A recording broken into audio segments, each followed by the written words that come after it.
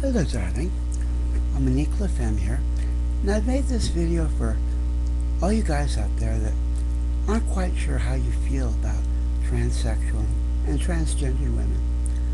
If you haven't made up your mind, why don't you just sit back and close your eyes and listen to me for a minute. Maybe this will help. Okay, imagine this. You see a very pretty young girl with a lithsome body and a very beautiful face. She's wearing a long, lacy, pleated dress as she lays back on a grassy knoll surrounded by flowers. This lovely girl is dreaming about meeting a knight in shining armor, dreaming about a boy like you, to love and protect a girl like her.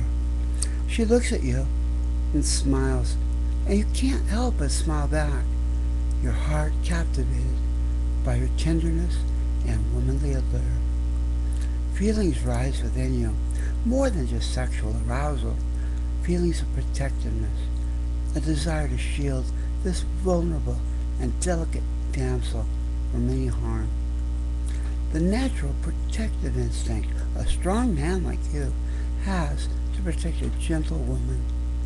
This sweet, demure, and innocent girl smiles winningly.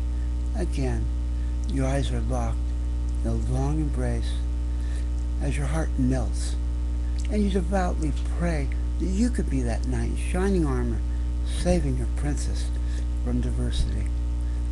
Suddenly hope for a future of happiness dispels that loneliness within your injured soul.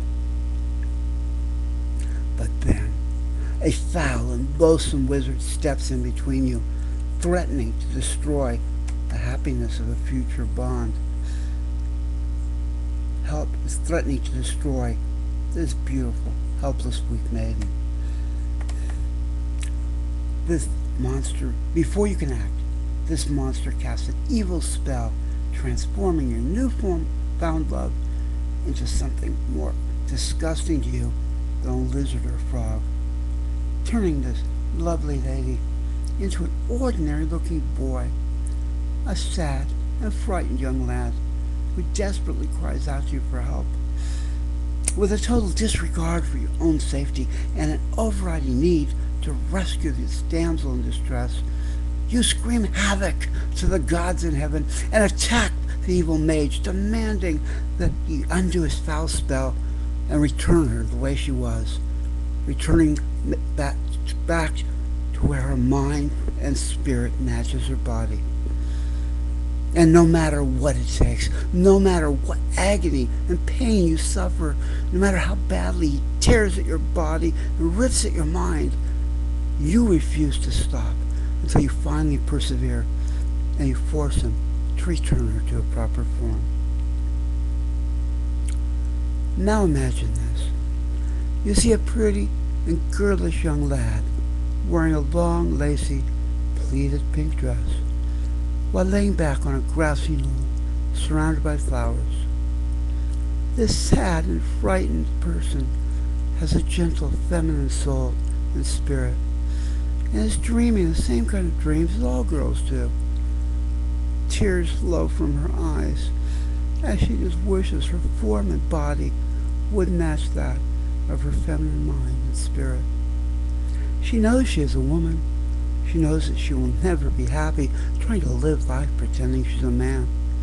All she wants is to live life like more than half of the human race gets to live life as a woman and be treated as such. She lifts her head back and screams to the gods in heaven. Is that really asking so much? You didn't see who made her into something more repellent to you than a lizard or frog, a boy. But boy or girl, she's in such pain and anguish, the tears streaming from her eyes show only a part of the agony and torture that rips at her soul. You may just see her as a lad, as a frightened young lad who desperately cries out for help, but can you not also see the girl inside who needs a protector, who needs to be rescued? Well, here is that damsel in distress. Why can't you see that? Where is your compassion? Where is your male virtue to protect the weaker gender from harm? Why won't you help her? And why are you one of her tormentors? How does that make you any better than an evil lizard who sought to steal femininity from the first girl? Now finally imagine this. You are yourself, a manly man, content with your gender and sexuality. Suddenly a wicked sorceress casts an evil spell, transforming you into a plain and ordinary-looking girl. A sad and frightened young woman who desperately cries out for help. But no one cares, no one helps. The only response to your ridiculous assertions of manhood are insults, mocking verbal abuse, and total public humiliation. Now you're ashamed as you see yourself a girl with a frail body and a sad feminine face.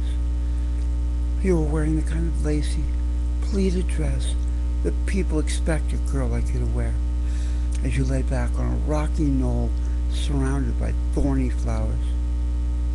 You suddenly realize that now you are that damsel in distress, quietly crying as you dream about a knight in shining armor to come rescue you.